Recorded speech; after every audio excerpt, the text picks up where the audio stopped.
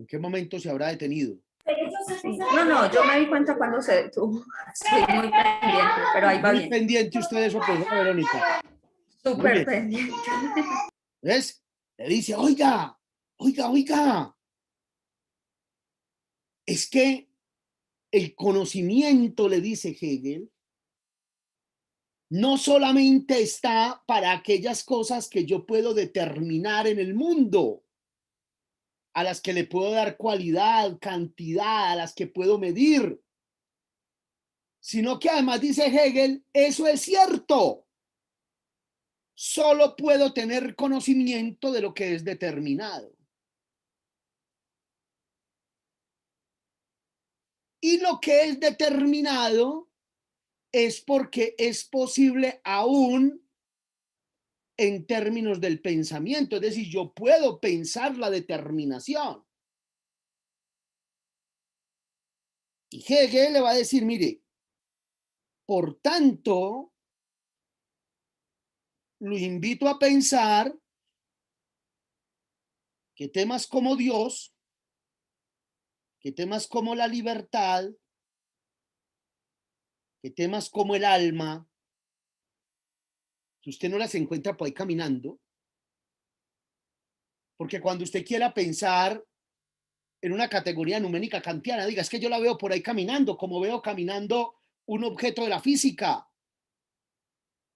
como veo caminando las cosas del mundo. Usted no encuentra por ahí la libertad no camina.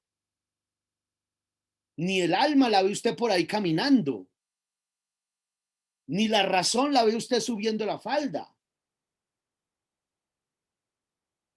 Y Hegel le va a decir, aún esas cosas que usted llama numénicas, que solamente puedo pensar, mas no puedo conocer, según usted, son susceptibles de conocimiento.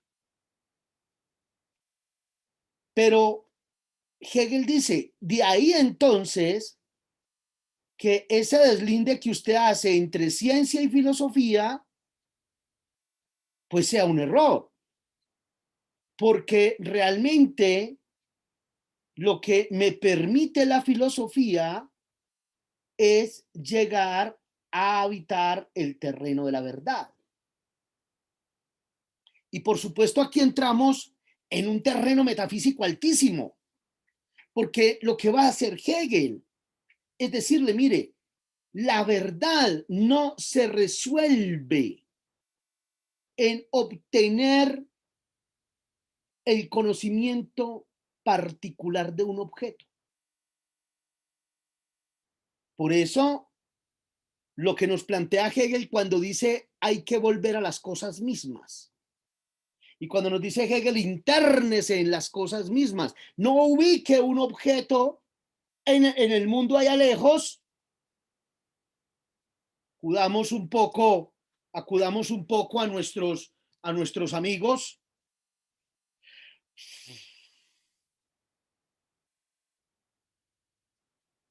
Acudamos un poco a nuestros amigos. Vamos aquí. Ah, no, los amigos me los llevaron. Ah, pero acá tenemos otro amigo, véalo acá.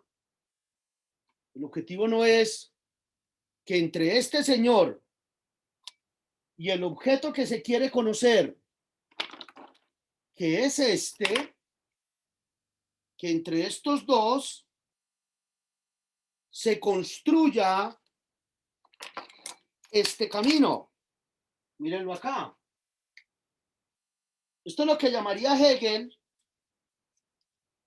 Esto es lo que llamaría Hegel el medio a través del cual el sujeto quiere aprender el objeto.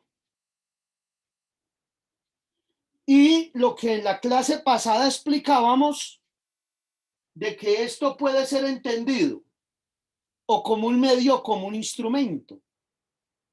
Es decir, si yo utilizo este instrumento para dar cuenta del objeto conocido, entonces el conocimiento que voy a tener del objeto es el que me determina el instrumento y no la verdad del objeto en sí mismo. porque el objeto es modificado por el instrumento para poder ser conocido, que es lo que hace la ciencia empírica. Y ahí que el árbol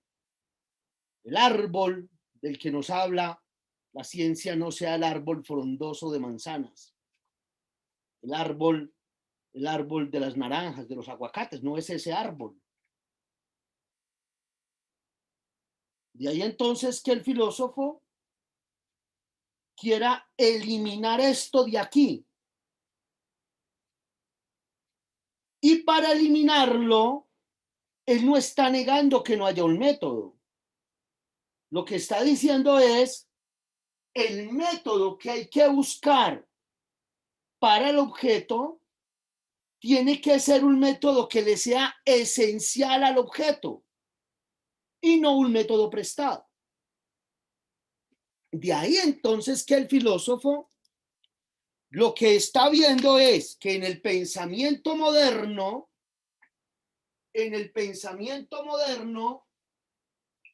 lo que hicieron fue ir y decirle a la ciencia empírica, lástima que no tengo por aquí a Newton a la mano, fueron y le dijeron a la ciencia empírica, por ejemplo, a Newton, le dijeron, préstenos su método para nosotros, con su método, dar cuenta de la realidad. Es decir, tener las certezas de los que nos habla Descartes. Vamos a coger su método, lo vamos a traer aquí, y con ese método vamos a dar cuenta de la realidad. Y por supuesto, esto es lo que hizo el positivismo. Lo que hizo el positivismo es determinar la verdad de la teoría sobre la base del método.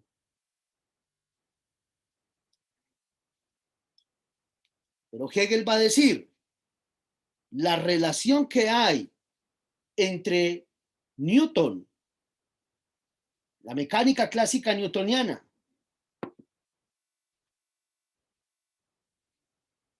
el método cartesiano, la matematización galileana,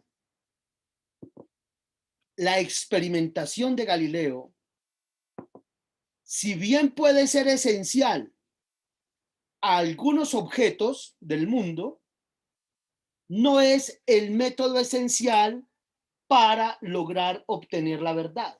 Es decir, no hay relación entre el método de la física clásica y el método que Hegel cree se necesita para lograr la verdad. Y dos, le va a decir Teodoro Adorno, ya más adelante, cuando estemos ubicados en la parte de la teoría crítica, Adorno le va a decir, oiga, Popper, el problema, casi que las mismas palabras de Hegel, es que el método nomológico o de las leyes científicas no es inherente al objeto de la realidad social.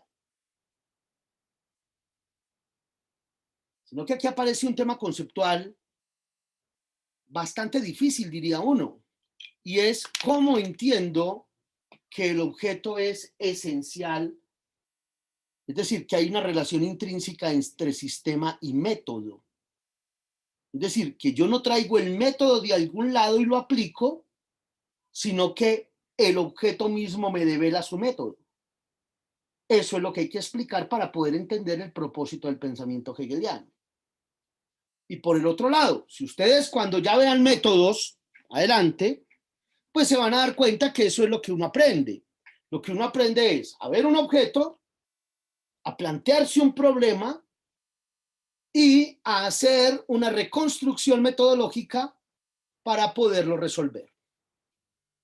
Lo que sucede es que la solución que usted le da a un problema de la realidad social como sociólogo, como investigador social, pues de alguna manera depende en el resultado del método utilizado.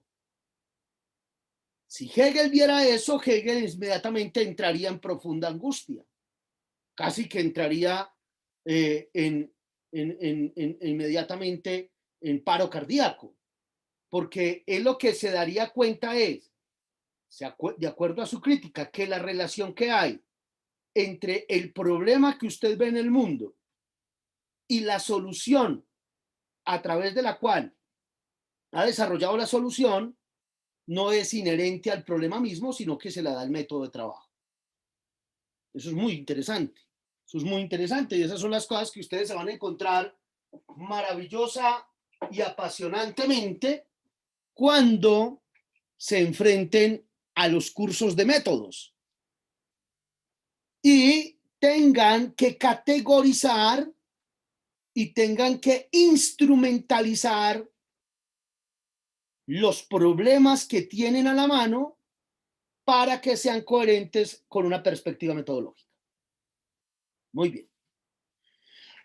Entonces, Hegel va, entonces supongamos que Hegel va caminando, y alguien le pregunta, oiga Hegel, ¿usted por qué está preocupado? Lo noto preocupado. Y el autor va a decir, mire, yo en este momento estoy preocupado porque he criticado a Kant respecto al problema de la verdad. Y criticando a Kant, por supuesto, he criticado a todo el pensamiento moderno. Si usted le dice, venga, empecemos por una cosa. ¿Qué es la verdad? ¿Qué es la verdad?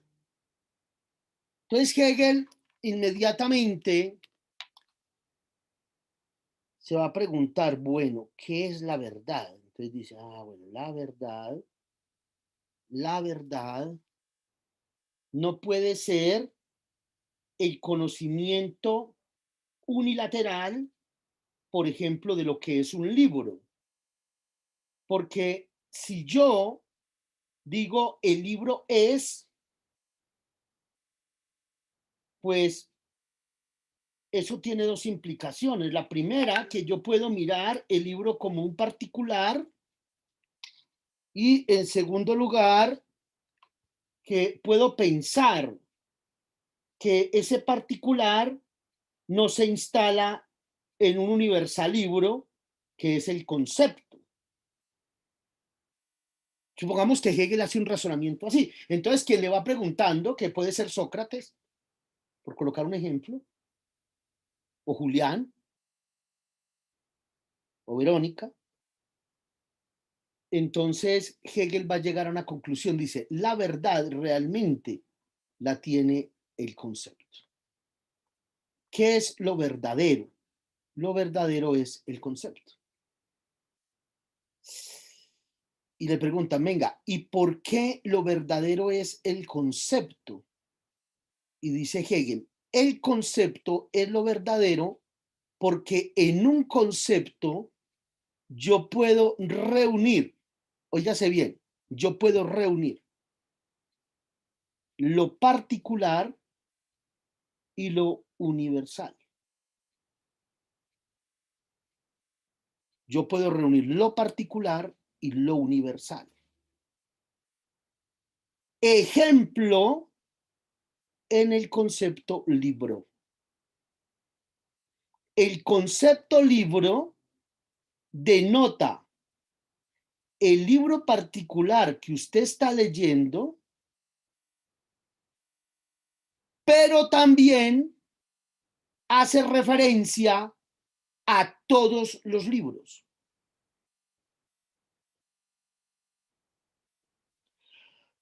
De ahí entonces el papel fundamental que juega el lenguaje en Hegel.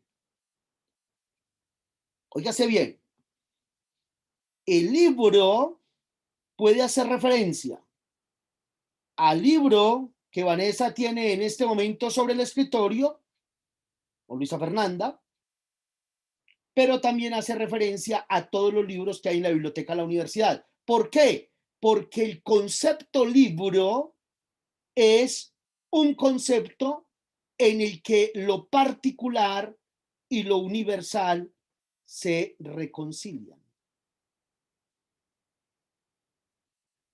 Y vamos a poner ese concepto aquí porque es importante. Reconciliación.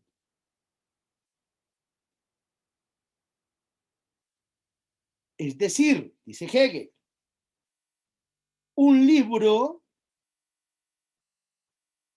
particular que decimos que es un en sí, él es en sí mismo un objeto en el mundo particular, y ese en sí trasciende a un para sí, es decir, empieza a ser parte de la conciencia.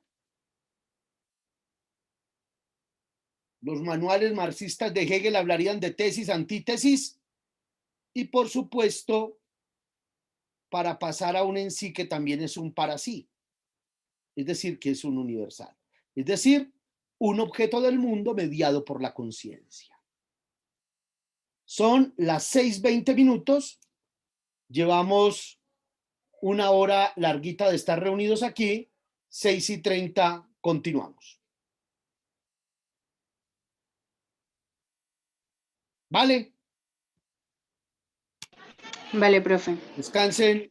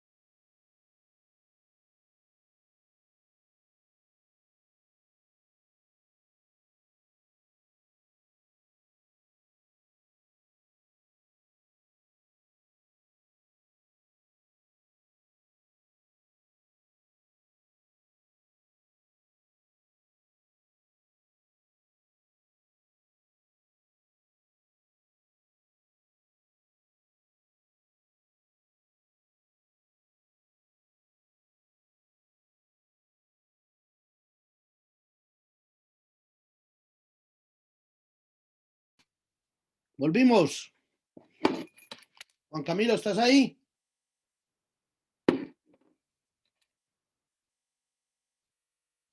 Sí, profe, ¿qué más? Bien, Estefanía.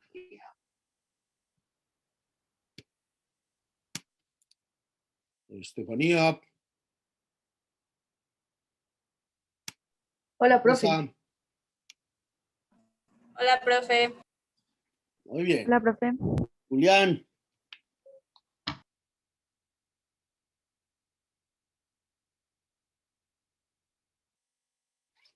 Venga, yo miro que no haya entrado alguien de la representación. ¿Hay alguien de la representación estudiantil aquí o que esté en la campaña de la representación estudiantil?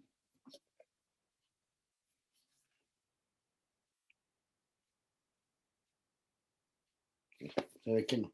Que ellos me habían solicitado el enlace para poder ingresar a las clases y conversar con ustedes. Muy bien. Entonces, este tránsito de un objeto que en principio está en el mundo como un particular, un objeto X, ese mismo fenómeno de Kant, que está en sí en el mundo, es sin conciencia que lo medie, y una conciencia que al mediarlo lo convierte en un objeto que deja de ser en sí y empieza a ser para esa conciencia, y luego, si usted lo quiere ver, lo sintetiza en un objeto que siendo en sí es un objeto para sí, porque él no deja de ser eso allá, y que esto es el concepto. Entonces, ¿qué es el concepto? El concepto que Hegel en alemán se llama Begriff no es otra cosa que cómo la conciencia convierte un objeto que es en sí en un objeto para ella, y en ese proceso el objeto en el concepto se expresa lo que es para sí mismo y lo que es para la conciencia. De ahí entonces que pueda dar cuenta de lo que es particular y pueda dar cuenta de lo que es universal. Entonces esta persona que es cualquiera de ustedes que va hablando con Hegel en ese momento, le dice, no, venga, Hegel, eso está muy enredado. Dice, eso está muy enredado, eso no, eso yo no lo entiendo, le dice. Yo no entiendo eso, Hegel, explíquemelo mejor. Entonces Hegel le dice, bueno, hagámoslo pues de esta otra manera. Dice, no lo expliquemos así, expliquémoslo de otra manera. La gran diferencia, dice Hegel, que hay entre el pensamiento moderno y yo es Hegel, es que mientras el pensamiento moderno quiere llegar a la verdad, quiere llegar a la idea del absoluto, por ejemplo, en el caso de Schelling y de Kant, yo, dice Hegel, parto, mi punto de partida es el absoluto en sí mismo.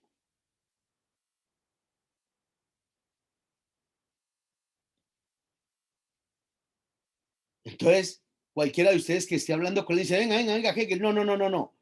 Explíquenos mejor esto porque usted ahorita estaba hablando de concepto y aquí está hablando de absoluto. Entonces Hegel le va a decir, tranquilo, el concepto de absoluto y el concepto de concepto, o sea, la categoría concepto, son asimilables la una a la otra en tanto ambas se refieren al todo. Entonces la gente dice, ay, venga Hegel, pero ¿cómo así? ¿Cómo así? Quiere decir, usted ahorita decía que el concepto es la reconciliación de lo universal y lo particular. Y ahora dice que el concepto se refiere al todo. Y si el concepto expresa la verdad, que es esta relación entre lo particular y lo universal, y ahora usted dice que es el todo, quiere decir que esta relación es lo mismo que llevar a la totalidad. Quiere decir entonces que la verdad es el todo. Y Hegel le va a decir, muy bien, le va a chulear. ¿Qué es la verdad? Dice, la verdad es el todo. Ah, entonces usted ya dice, ¡oh! ¡Oh, qué fantástico! Porque si la verdad es el todo, y esa es una idea muy metafísica, ¿cómo hago yo para acceder a la comprensión de este todo como objeto? Y ahí que Hegel diga, yo no me puedo aislar de la discusión de mi época de que el saber que es poseedor de la verdad es la ciencia. Nadie en este momento de Hegel del siglo XVIII, finales, principios del XIX, va a decir que hay algún otro saber por ahí que es poseedora de la verdad diferente a la ciencia. Y Hegel es hijo de su tiempo. Entonces Hegel tiene que decir, pues madre, yo necesito una ciencia que me permita dar cuenta del todo como lo verdadero, pero que sea ciencia. De ahí que diga, tengo la función, tengo la misión de elevar la filosofía a la categoría de ciencia. Que deje de hacer eso que era en la antigüedad, amor por el saber, y se convierta en saber real. Es decir, que se convierta en ciencia. Y para eso, Hegel le dice, mi estimado amigo que me está interrogando, para que la filosofía sea ciencia, y si ustedes le ponen un poquito de habilidad a esto, cambien filosofía por sociología, cambien filosofía por ciencias humanas, cambien filosofía por ciencias sociales en el sentido de la discusión contemporánea por el estatus epistemológico de la ciencia social. ¿Y qué necesita algo para ser ciencia? Le dice, para que ser ciencia necesita un objeto de estudio y necesita un método. Ramplonamente, pues seguramente los estructuralistas van a decir que para que algo sea una teoría necesita una comunidad científica, unas condiciones de ligadura, etcétera, etcétera. Pero en términos de lo que estamos planteando aquí, nos interesa saber que para que algo sea ciencia necesita un objeto y necesita un método.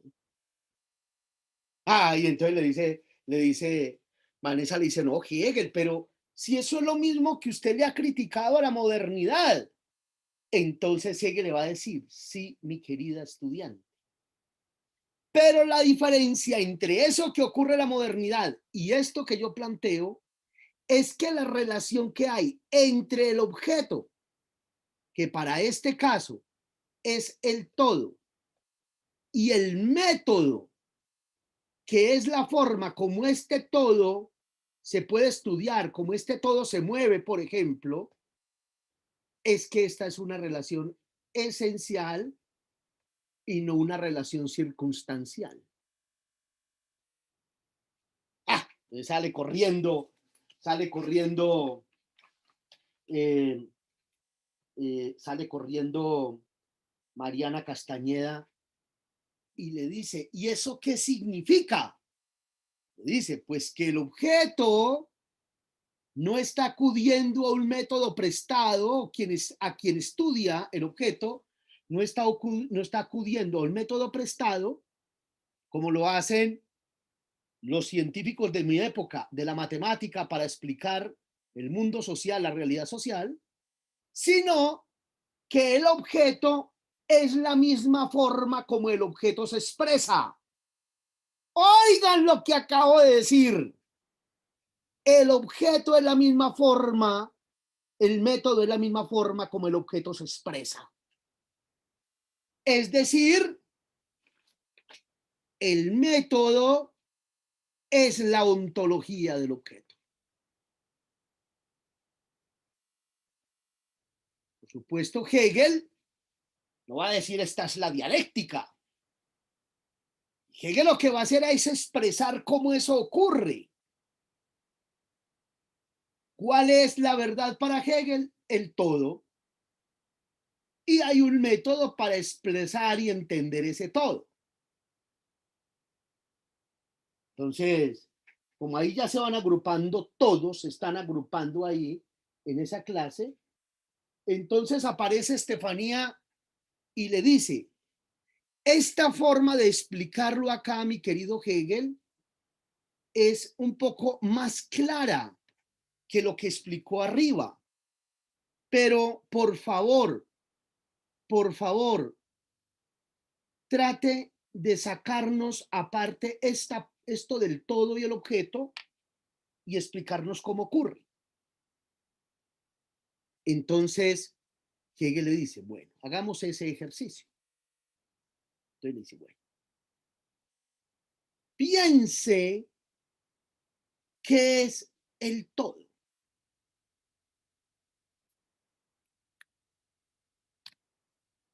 Piense qué es el todo. Pensemos en qué es el todo.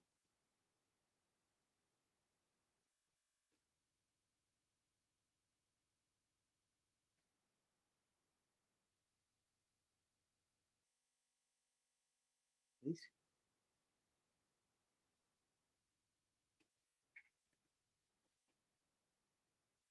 Supongamos que ese es el todo, le dice Hegel. ¿Qué quiere decir? Que aquí, en este todo, en esto que llamamos el todo, podemos encontrar,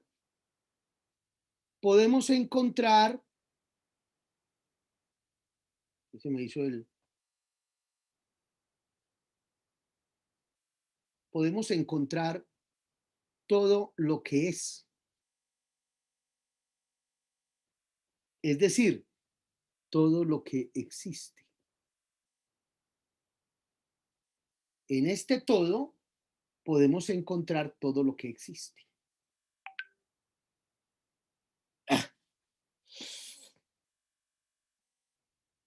Entonces le dicen a Hegel, o sea que por fuera de él no hay nada. Y mire la palabra que acaba de utilizar. Nada. Nada.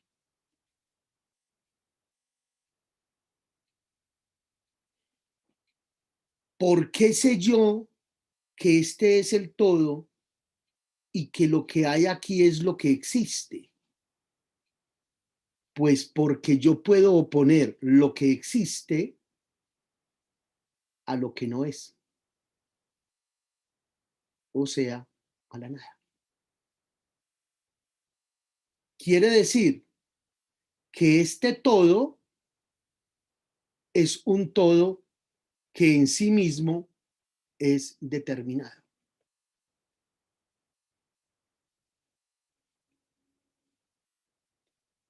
Y miren la palabra que aparece aquí, determinación, o aparece la palabra límite.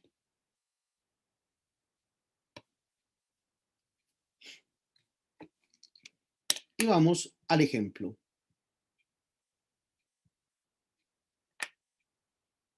Vamos al ejemplo. Piensen en esta obra de Hannah Arendt. Piensen en esta obra de Hannah Arendt. Pero no piensen en esta obra de Hannah Arendt como la obra de Hannah Arendt. Piénsenla como libro. Y piensen en este otro libro, El vicio de los libros, como libro. Les hago una pregunta. ¿Qué es lo que hace que este libro sea libro? ¿Qué es lo que hace que este libro sea libro?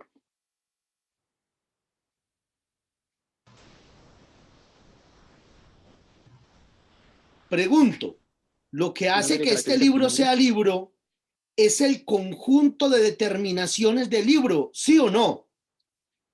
Es decir, yo puedo decir, este libro es sólido. ¿Eso es verdadero o no? Sí. Sí, profe. Es verdadero. Sí. En lógica formal, en la lógica que aprendemos aristotélica, la proposición el libro es sólido es una proposición verdadera, ¿verdad? Pero, óigase bien, pero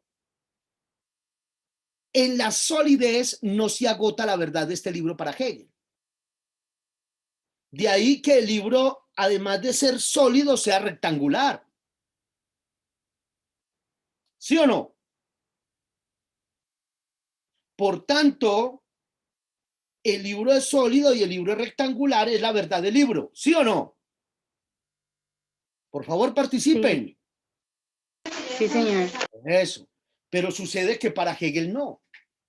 Porque para Hegel, la verdad de este objeto no se agota ni en lo ni en lo rectangular, ni en lo sólido, ni en el color, ni en el lugar que ocupa.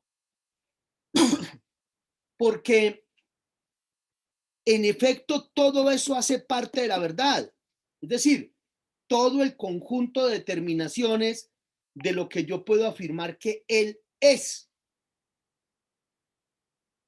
La pregunta es, ¿por qué este libro puede afirmarse en lo que es él?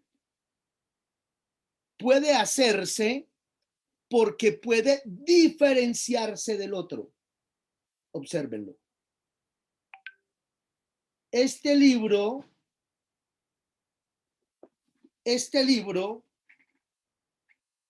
es libro en la medida en que no es este otro.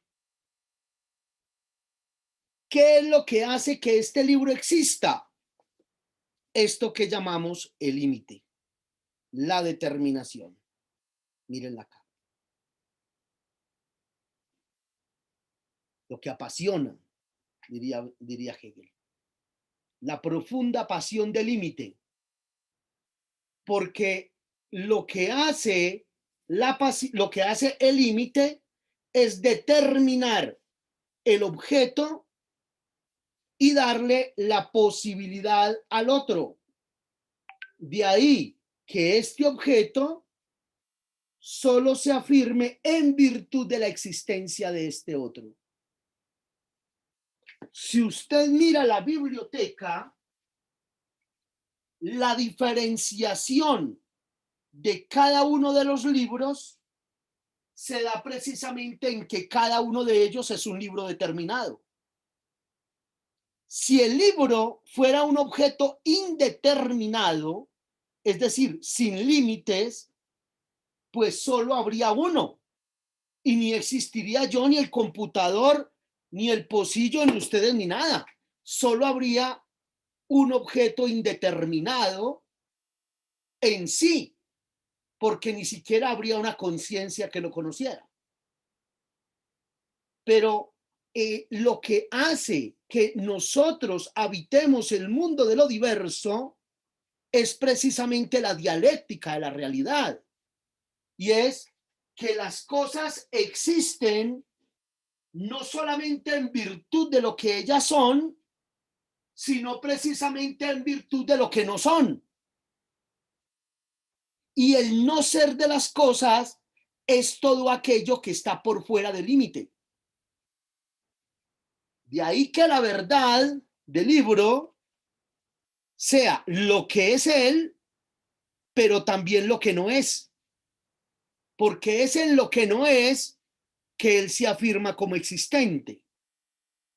La pregunta es, óigase bien, ¿qué es lo que no es el libro? ¿Qué es lo que no es el libro? Los escucho.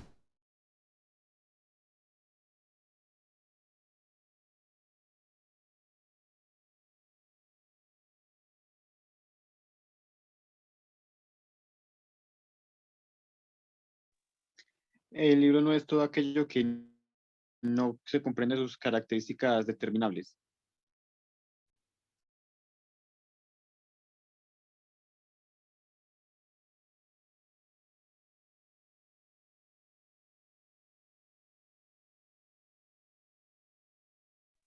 No tiene el Profe. micrófono, profe. Tiene el micrófono ¿Qué cerrado. es, además, qué es? ¿Qué es lo que no es la pelotica?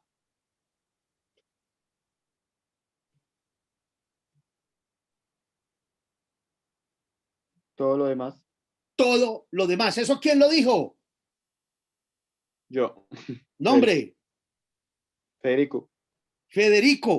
Lo que no es la pelota es todo lo que está por fuera de sus determinaciones, del límite. De ahí entonces que esta pelota sea lo que ella es y lo que ella no es. Y lo que no es la totalidad. De ahí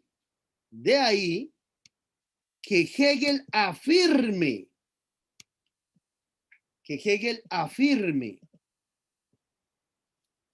que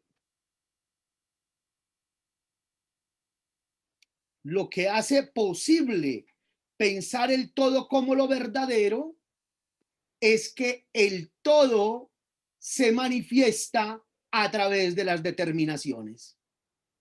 Cada cosa es y no es y se afirma precisamente en la diferencia.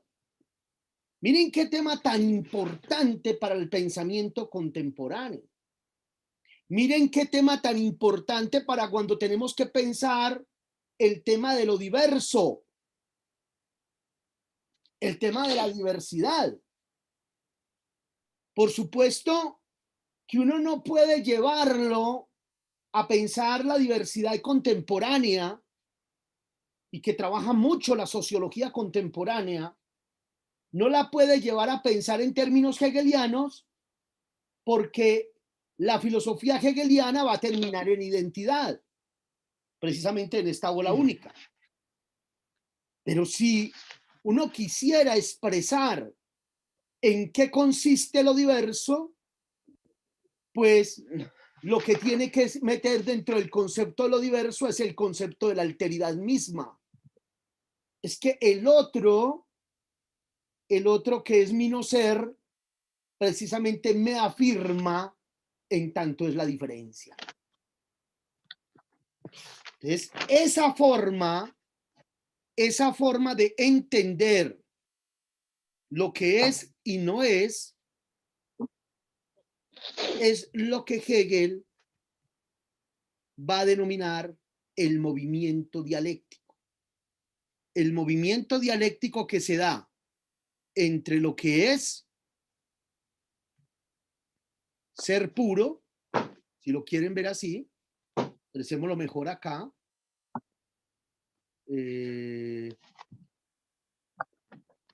Entre ser puro, mírenlo acá,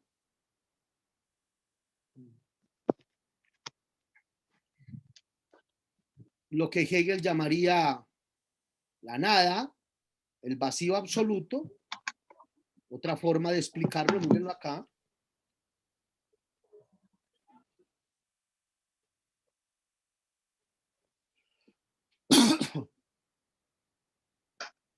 Denme un segundito. Denme un segundito.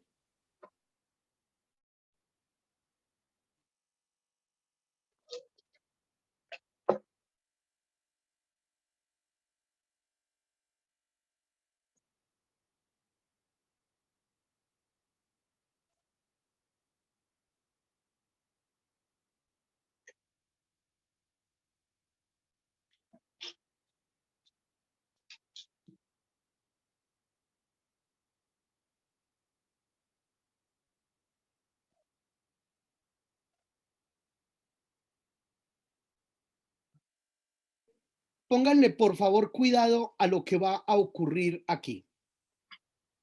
Pongan cuidado.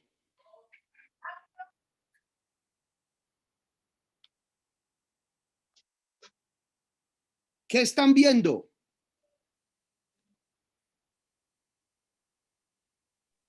Nada. Nada, profe. Nada. Ahí no se ve nada. Es la oscuridad pura, ¿sí o no? Muy bien. Listo, Samu. Y miren ahí, y ustedes vieron lo que ocurrió inmediatamente. Miren lo que va a ocurrir aquí. Ahí que están viendo. Una luz. Luz pura. ¿Sí la ven? Sí, Sí. profe. Les pregunto, ¿ahí ven algo? No. Ahí ven No. mera indeterminación, ¿sí o no? Ahí no hay nada para cualificar, ¿verdad? ¿Ustedes pueden decir algo de lo que ven allí? ¿Diferente a que ven una cosa eminentemente oscura? Sin límite, sin cualificación, sin cuantificación, sin nada. ¿Y pueden decirme que aquí ven algo? Ahí. Luz. Sí. Observen que la luz es lo mismo que la oscuridad. No veo nada. Lo que veo es una luz indeterminada, incualificable, incuantificable, similar a la oscuridad pura. De eso yo no puedo decir nada. ¿Verdad que sí? Sí, señor. Observen dónde aparece la existencia. Observen que la existencia empieza a aparecer en el momento en el que la luz empieza a ser traspasada por la oscuridad o la oscuridad empieza a ser traspasada por la luz. Mírenla ahí. Porque solamente en la medida en que la oscuridad es traspasada por la luz, es que yo puedo decir, óigase bien, que existe algo. ¿Cuándo hay existencia? Aquí.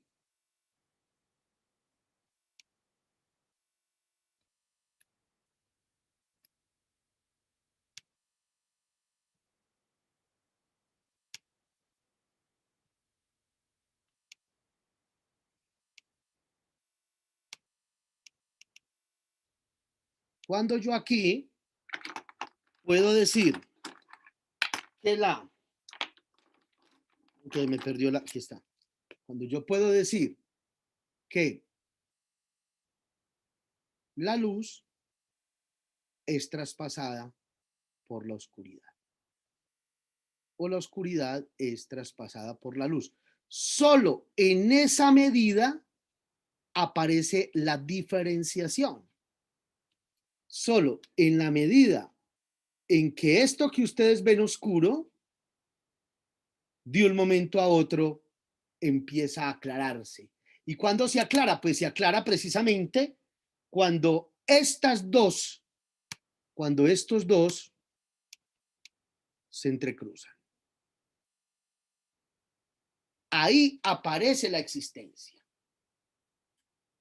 Aquí hay indeterminación, aquí hay indeterminación, pero cuando yo uno estos dos, que no es otra cosa que esto que ocurre aquí abajo, entonces lo que tengo es existencia. ¿Cómo se llama este paso? ¿Cómo se llama el paso de la luz a la oscuridad y la oscuridad en la luz? En la que la luz no deja de ser luz y la oscuridad no deja de ser oscuridad. ¿Qué es lo que hace posible que haya color? Pues esto es lo que Hegel llama el devenir. Esto es lo que posteriormente van a llamar la dialéctica. Y es inherente a este objeto. Es la forma en que este objeto se mueve. Este objeto se mueve siempre en la relación entre lo que es y lo que no es, para que se dé la existencia. ¿Y qué produce la dialéctica? Pues la dialéctica produce la existencia. Esta es la primera parte de la ciencia de la lógica de Hegel. Esta es la primera parte de la ciencia de la lógica de Hegel, en la que Hegel tiene que desarrollar lo que él llama la teoría del ser.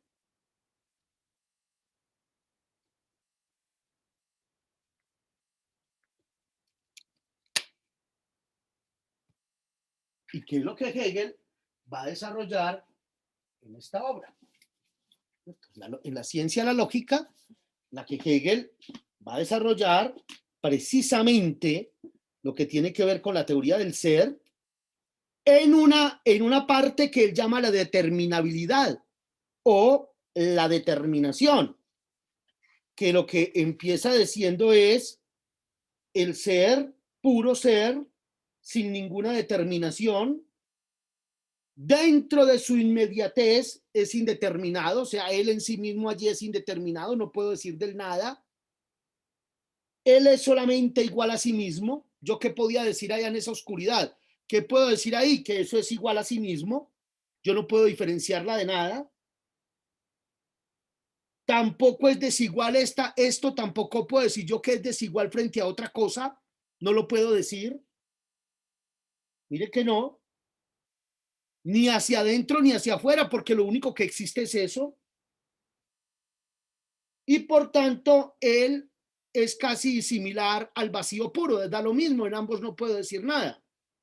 Pero cuando habla del devenir, o sea, de la dialéctica, dice, el ser y la nada pura son exactamente la misma cosa. Esto y el vacío absoluto son la misma cosa. Lo que es la verdad, dígase bien, lo que es la verdad, o sea, lo que es esto, aquí es donde me muero por estar en el aula de clase.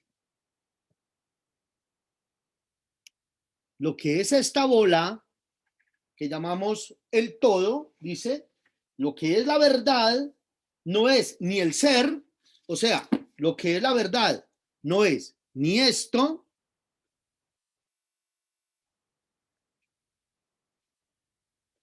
lo que es la verdad no es ni esto, dice él, ni esto.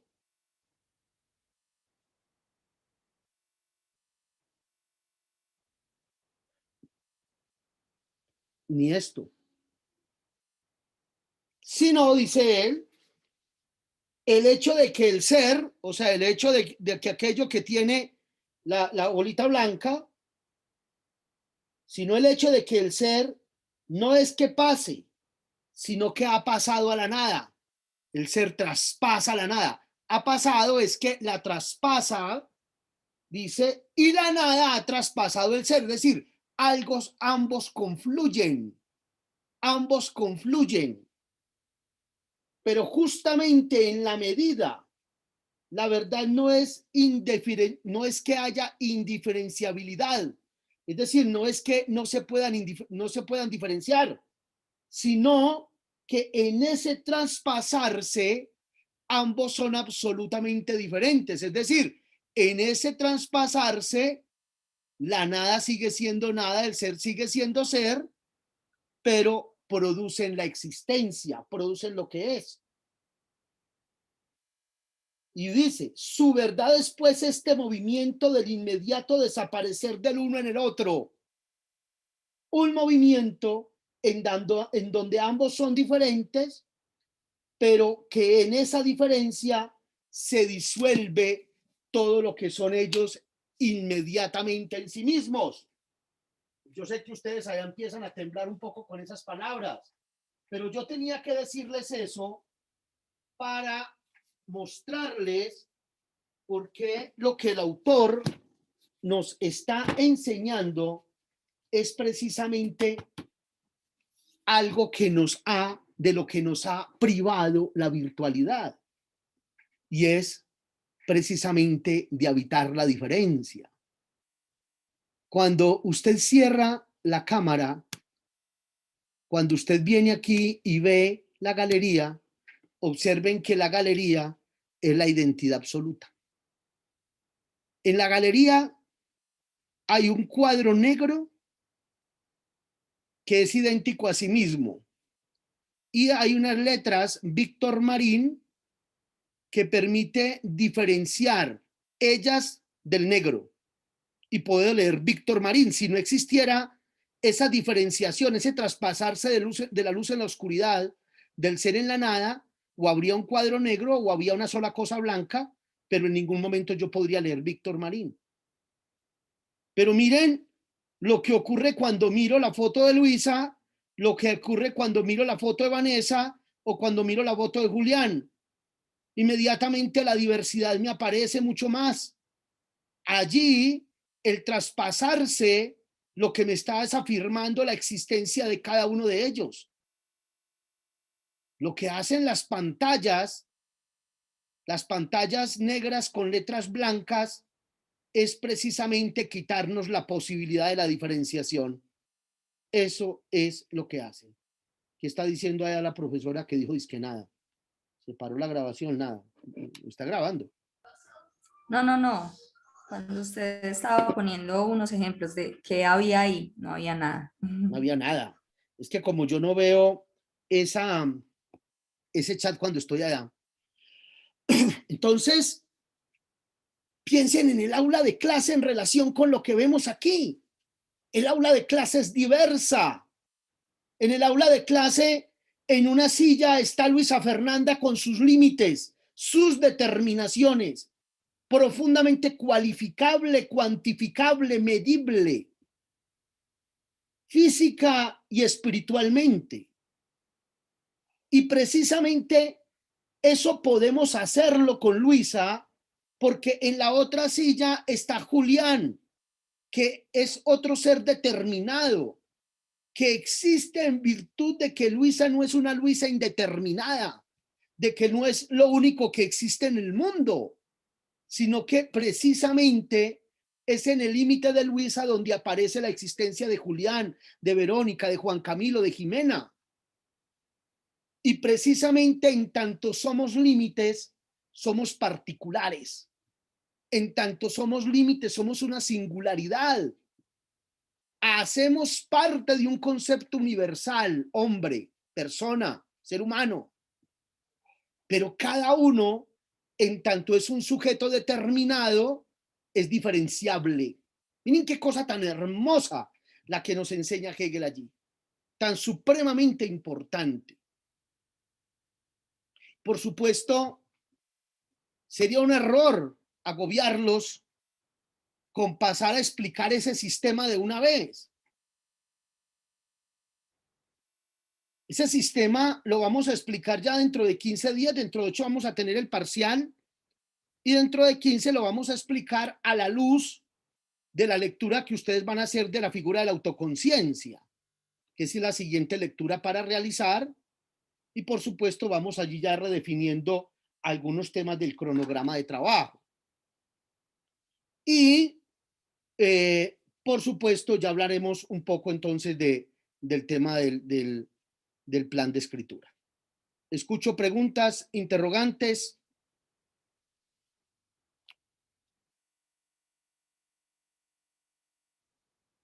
Muy bien. Víctor. Valoremos nuestra clase de hoy, Víctor.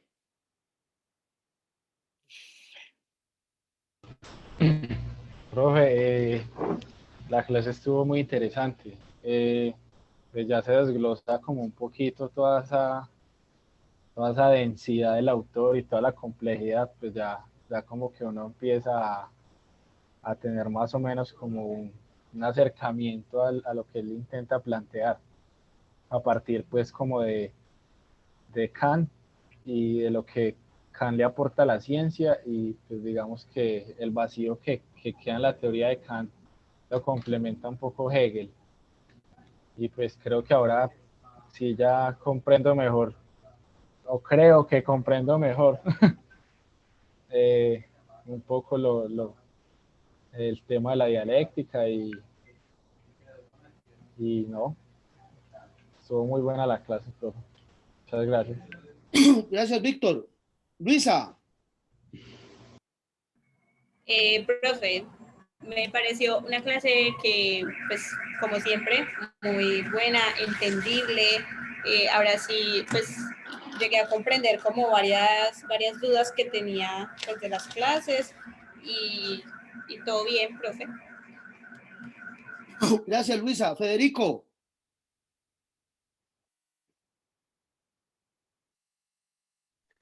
Profe, pues la verdad me gustó mucho la clase y me parece que usted logró desglosar el concepto los conceptos que maneja Hegel sobre su teoría del conocimiento bastante bien y en general creo que la entendí. Gracias, Federico. Camilo. Profe, Hijo. me pareció muy chévere la clase porque, bueno, por lo menos yo creo que entendí bien lo de las determinaciones y lo que tiene que ver con que una cosa es y no es, ¿cierto? Todo ese concepto. Y no, pues tenía una duda de pronto no de la clase, pero de lo que usted comentó al inicio, de la ausencia y la presencia. Pues, o sea, cuando estábamos haciendo así la introducción, que no Dale, tenía dale, que ¿cuál ver, es? era que, como usted decía que, pues como muchos dijeron que les gustaría aprender y bueno, y eso, y conocer, es como, pues me pareció como interesante porque lo apasiona algo que no sabe, o algo así, no sé, eso es como la idea que tengo. Hay una obra que se llama 10 razones para la tristeza del pensamiento, de George Steiner. 10 razones para la tristeza del pensamiento. De alguna manera, ¿por qué el pensamiento es una cosa triste? Y tiene que ver con eso que usted acaba de plantear. Es la ausencia del saber, ¿no? Es el reconocimiento de la ignorancia socrática. Cuando Sócrates intenta descifrar por qué el oráculo de Delfos ha dicho que es el hombre más sabio, y Sócrates interroga a un político y el político sabe todo lo que sabe, entonces Sócrates se da cuenta que realmente el oráculo no le había dicho que, o no había dicho que Sócrates era el hombre más sabio de toda Grecia, porque Sócrates tuviera conciencia de todo lo que sabía, sino precisamente porque Sócrates era consciente de que no sabía nada en relación con el infinito mundo del conocimiento. Los niños, Sí. Uno podría pensar que los niños realmente sí son unos apasionados del aprendizaje, del saber, porque al niño que empieza a descubrir el mundo se le vuelve de alguna manera una añoranza saber cada vez más cosas. Se angustia cuando aquello que ha aprendido no le resulta. Por ejemplo, a Sí. manejar un control de un televisor, a abrir un cajón, a volver a construir un rompecabezas. Son tantas las cosas en las que uno ve que el niño realmente le apasiona aprender, pero también hay en él una ausencia enorme de cantidades de cosas que él sabe que no sabe, o que al menos todavía le aparecen como profundamente asombrosas. Cuando ustedes aquí dicen, a mí me apasiona aprender, pues ¿cómo podríamos traducirlo, no? Como la ausencia de algo. Me apasiona aprender es porque me apasiona leer cosas y meterme teorías en la cabeza. ¿Qué significa eso? Es una pregunta que uno podría hacerse. Profesora Verónica, usted tiene una inquietud. Sí, profe, pues no sé qué tan acertado sea como con el asunto, sino que me queda la inquietud, tal vez, a ver, ¿cómo planteo el asunto? ¿Cómo algo puede no ser? No sé si eso se resuelva desde la nada, porque la nada es en la medida en la que pues no es nada, no se puede definir, no se puede determinar. Entonces, no sé si desde esa perspectiva lo que no es queda respondido a partir de la nada. Es que la nada es una categoría ontológica. La categoría no ser no es una categoría ontológica. Usted puede pensar la existencia de la nada, sino Sí. que usted no puede pensar la existencia de la nada pura, porque la nada pura no tiene forma de cualificarla, lo único que podría decir es ausencia de algo allí. Pero la categoría no ser si es una categoría, si usted la quiere ver lógica o metafísica, y es precisamente aquello que hay después de aquello que hace posible que esto exista, el límite. ¿Qué es lo que hay?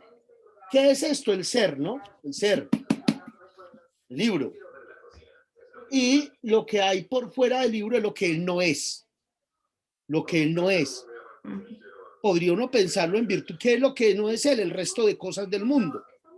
Pero como Hegel tiene que llevar eso al nivel máximo conceptual y metafísico para explicar cómo es que se produce la existencia, pues él no puede acudir a los objetos cotidianos del mundo porque siempre se va a quedar en la particularidad, como lo hago yo cuando acudo al ejemplo.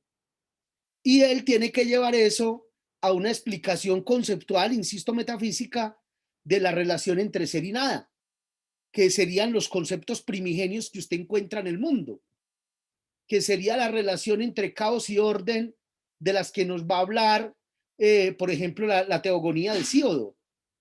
¿Qué es la teogonía? La teogonía en el inicio no es otra cosa que la organización de la existencia. No es otra cosa de un mundo que es caos indeterminado, indefinido, y de un momento a otro se le empieza a dar determinación, que es la relación que hay entre lo dionisíaco y lo apolíneo, entre el orden y el caos, entre razón y mito, todo ese tema que es tan interesante en la historia del pensamiento. No sé si ahí le cubra un poco la inquietud, profesora. Ok, sí, claro que sí. Muy bien. No, y un último asunto. Claro. Es el tema, por ejemplo, bueno, yo voy comprendiendo que lo otro afirma mi existencia, ¿sí? El otro sí. Sí. Lo otro. Pero entonces, si lo otro o el otro no está, esa existencia, o sea, ¿qué pasa con eso? Ah, bien. Es que sucede, mi querida profesora Verónica, que no hemos llegado a un punto neurálgico para este curso de lógica dialéctica de sociólogos. Y es que una cosa es yo como sujeto tener conciencia del límite de los objetos del mundo y de ellos conmigo, y yo saber que en la determinación del objeto yo puedo diferenciarlos y diferenciarme de ellos. Y otra cosa es la afirmación de mi identidad como sujeto, que solamente se da a través de la categoría reconocimiento y que aparece en la figura de la autoconciencia. Porque Hegel va a mostrar que la relación que tenemos los individuos con el mundo natural, es decir, con el mundo no plegado de razón, es diferente a la relación que tenemos con los demás seres humanos.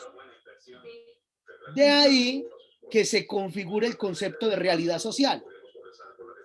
Y en esa configuración del concepto de realidad social, solo es posible en la medida en que en la diferenciación de las dos conciencias hay reconocimiento mutuo.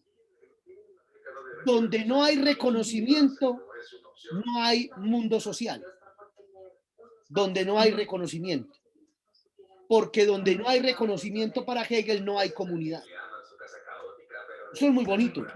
Eso es lo que vamos a empezar. O sea que de ahí parten, digamos, esos postulados levinasianos, Nancy Fraser. Sí y no. Y no. Sí, porque Hegel se mete en el tema de la intersubjetividad. La diferencia es que Hegel termina en la identidad. Termina firmando la identidad. Eso lo explicaré después. Mientras la perspectiva fenomenológica, Levinas, Husserl, Otobolno, etcétera, por supuesto, no sacan el mundo o digamos la intersubjetividad del mundo propio de la vida. Entonces, no existe la dualidad sujeto-objeto en la fenomenología husserliana, por ejemplo, ni en Levinas. En Hegel la dualidad sujeto-objeto permanece.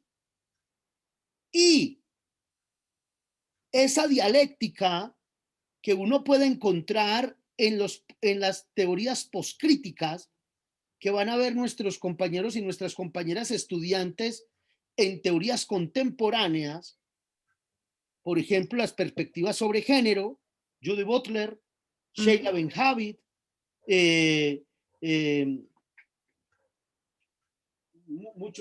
muchísimos autores, pues, de esas tradiciones poscríticas, Axel Honneth, etcétera, pues ellos no terminan en la identidad, ellos terminan precisamente en la afirmación de la diferencia. De ahí que no sean dialécticos, de ahí que la dialéctica para ellos, al menos la dialéctica hegeliana, sea una dialéctica de reconciliación en la identidad. Lo que haría que ellos pensaran que en Hegel se afirma el patriarcado, por ejemplo. Total, sí. ¿Sí? Y ahí que Hegel sea un filósofo profundamente liberal. Muy bien, profesora. Eso es muy chévere, sí, profe, muchas gracias. A usted, profesora. Luisa. Víctor, ¿Camilo ya habló o no? Camilo, sí, ya habló Camilo. Angie. ¿Cierto, Camilo, que ya había hablado? Sí. Angie, valoremos.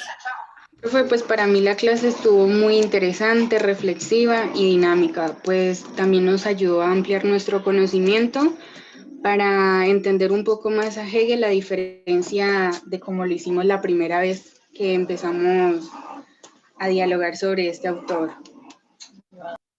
Bueno, gracias, Angie. Vanessa.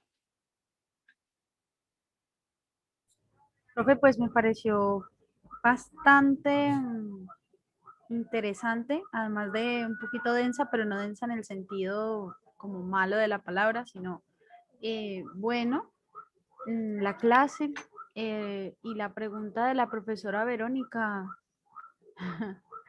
Ahora voy a soñar con eso. ¿Será que sí existo? ¿Será que no existo? ¿Será que entonces me determina el otro o yo determino al otro? Vanessa, pero lo bueno. bonito de esto es que nos damos cuenta de la finitud.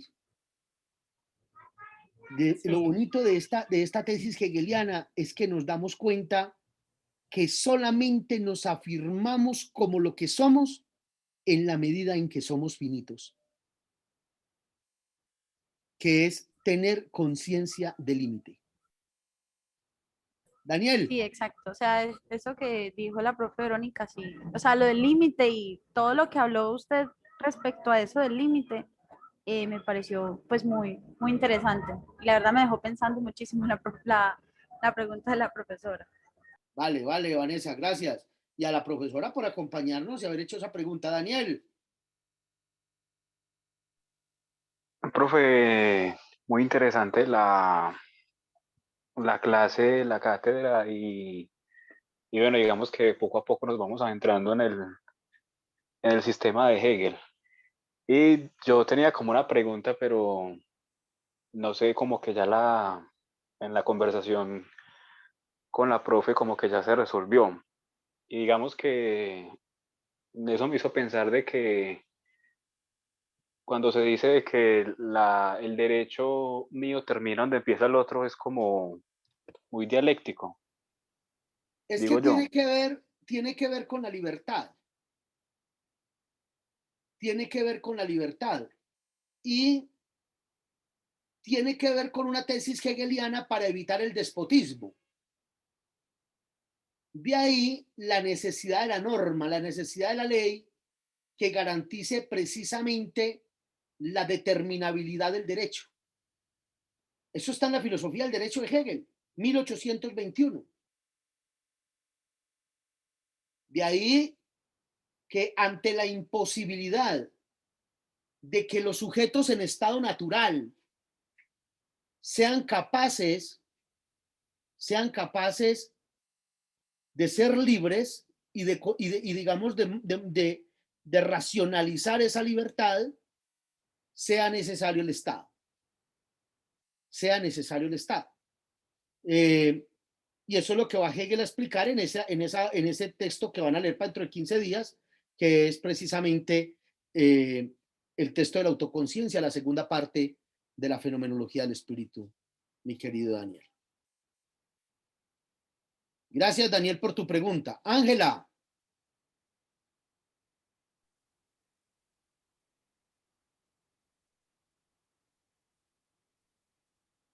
Ángela María. Ángela, parece que no tuviera... Ah, Ángela, ¿qué hubo? No se te oye. Mientras Ángela organiza, Juan Camilo. Hola, profe. Hola, Juan. Algo muy interesante me pareció hoy fue que lo que no creía que iba a entender en la primera clase lo puede entender o medio entender, ¿no? Porque pues el tema es muy denso, pero pues hoy por lo menos pude tener un acercamiento más a lo que es Hegel, entonces pues me siento feliz por haberlo entendido. Gracias, Juan Camilo. Seguiremos haciendo intentos para que eso sea así. Estefanía.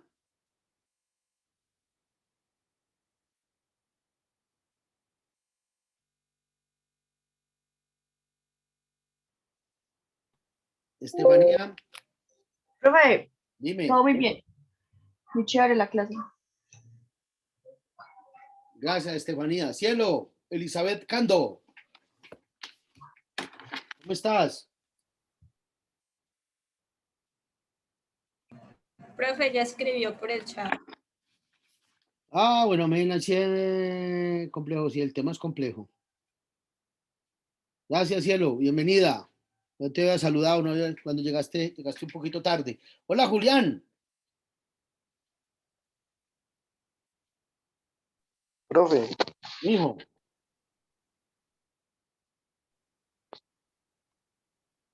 ¿Sí me escucha bien? Sí. ¿Cierto? Perfectamente, Julián. Profe. Cuénteme.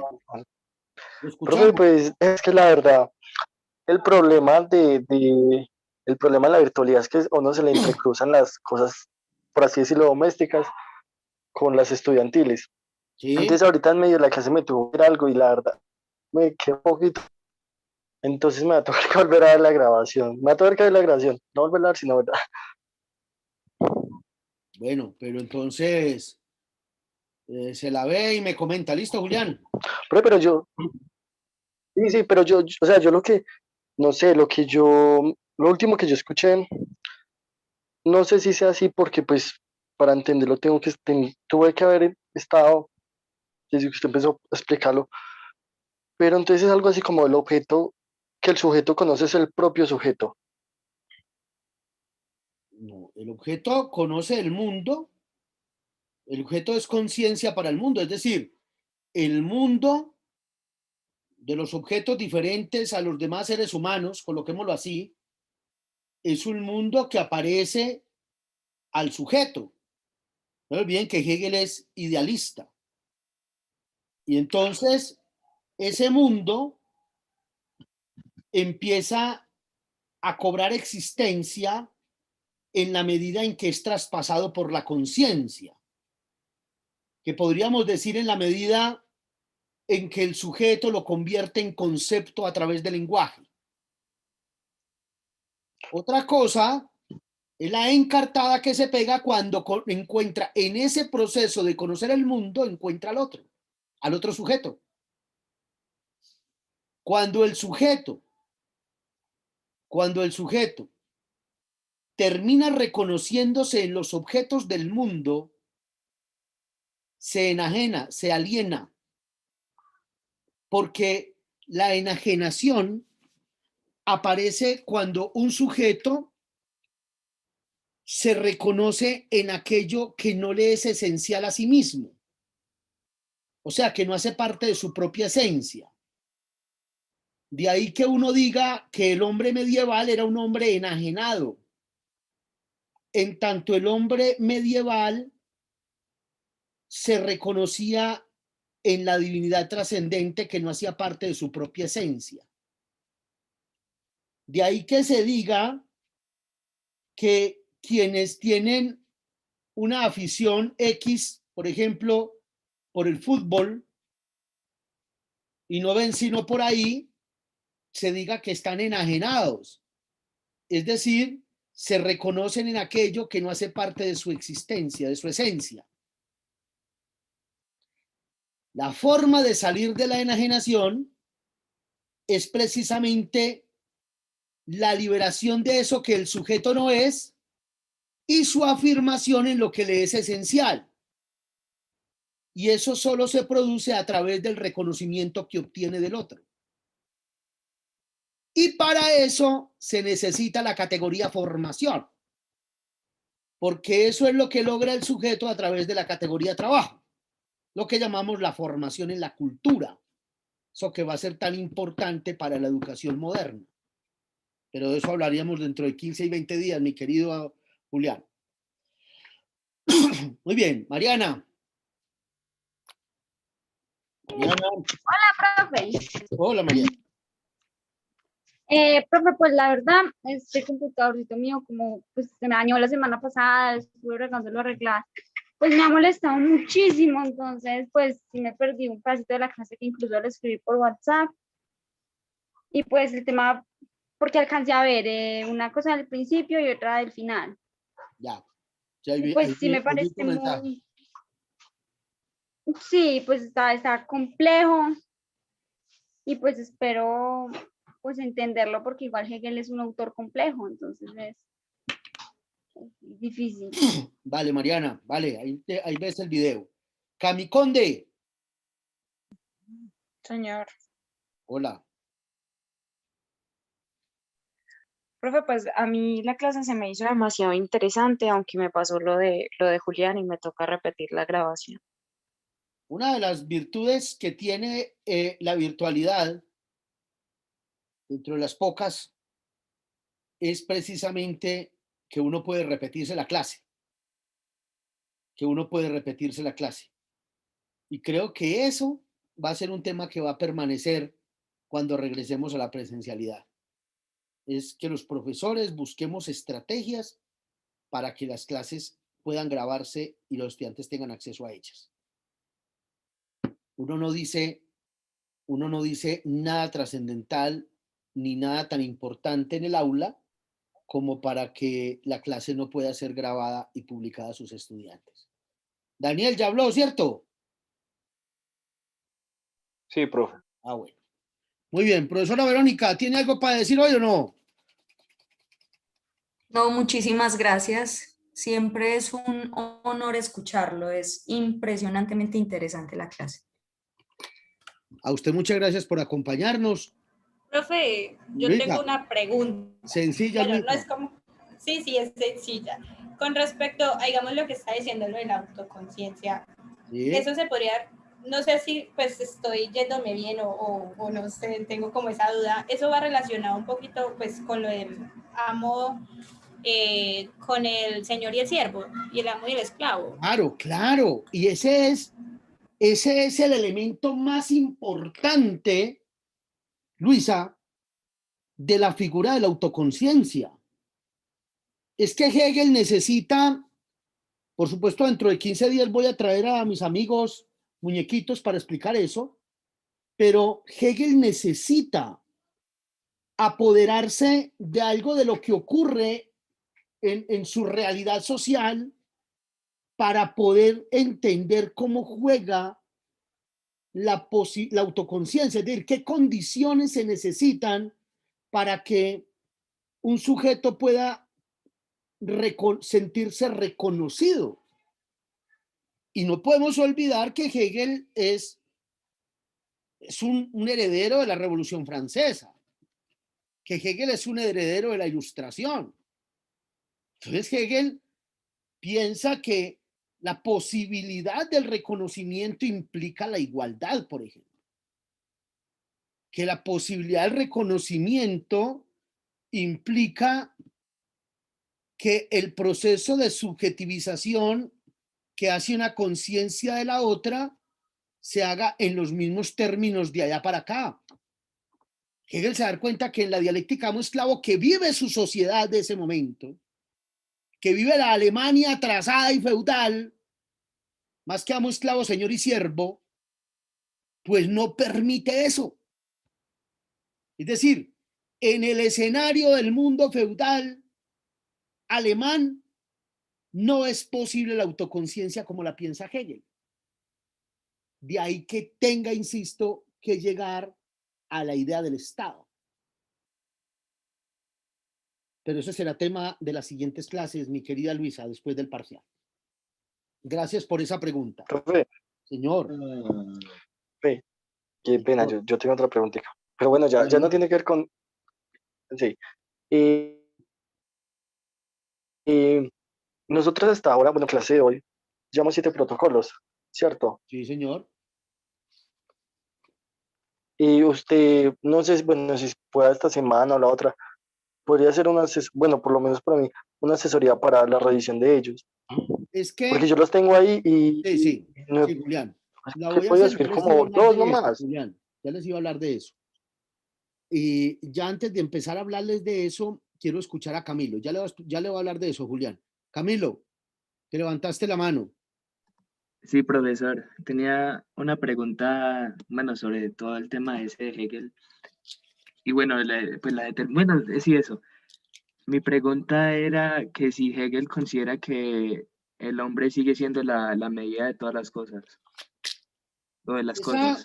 Esa tesis, que es una tesis antropocéntrica griega, era tesis de Protágoras, yo no creo que Hegel la esté pensando de esa manera, porque yo creo que uno la más fácil la puede, nunca me había puesto a pensar eso así, pero yo creo que esa idea es más fácil explicarla, por ejemplo, en Kant, cuando Kant sostiene que solo hay objeto para un sujeto.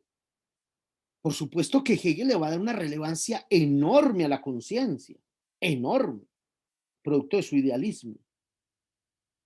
Y por supuesto que uno puede encontrar ideas antropocéntricas en Hegel, muy antropocéntricas, como son en general las ideas que uno encuentra concluyentes de la modernidad y que precisamente van a devenir en los grandes problemas de la contemporaneidad, o sea, no solo del pensamiento y no de la realidad contemporánea, sino que en Hegel también hay espíritu romántico. Y el espíritu romántico implica una reconciliación del sujeto con la naturaleza que en una visión antropocéntrica se anula. De ahí el espíritu liberal del autor. Pero, mi querido Camilo, me le voy a ensayar más esa pregunta. Oye, esa respuesta. Quedo en una deuda con usted, ¿vale? Listo. Listo. Quiero decirles varias cosas. La primera es que el día viernes, desde las 5 de la tarde, voy a estar trabajando en asesorías al plan de escritura y al cuadro. Yo creo que me demoro 10 minutos con cada uno de los que llegue. Desde las 5 de la tarde hasta que termine el viernes, pensando en que la mayoría de ustedes no tiene clase a esa hora. Y segundo, Profe, Julián, desde las 5 de la tarde. Desde las 5. Yo les voy a poner el enlace y ustedes van entrando y voy porque revisando y vamos para adelante. Y segundo, voy a porque yo abrir tengo clases hasta las 6. ¿Cómo? Que pues yo tengo clases hasta las 6, entonces Los que podría tengan entrar después clase de las 6. a las 6 pueden entrar porque ahí voy a estar conectado. Y segundo, es que el ideal de los protocolos es uno leer algunos protocolos al iniciar la clase. Pero creo que es necesaria la conexión en la virtualidad con ustedes, de ponerlos en sintonía con la clase, de no empezar una clase sobre ya están aquí y empecemos. Entonces, por eso prefiero ese diálogo inicial de conexión a la lectura del mismo protocolo. La semana entrante seguramente será el miércoles en la mañana o al mediodía. Ustedes me dirán en sus horarios, les daré unos 2-3 horarios de opción para que entremos a revisar protocolos ustedes puedan corregirlo. Recuerden que si no hay corrección no se sube. El objetivo es que puedan corregirlos, los puedan corregir e inmediatamente los puedan subir al sistema. ¿Estamos, Julián? Sí, profe, muchísimas gracias. Vale, Julián, un abrazo. No queda más sino decirles que pasen un resto de semana muy feliz, que se cuiden harto y nos veríamos entonces el próximo viernes en asesoría y en respecto al cuadro relacional y el plan de escritura, y el próximo martes nos veríamos en el examen parcial. Un abrazo fraterno y muchas gracias. Gracias, profe. Feliz noche. Adiós.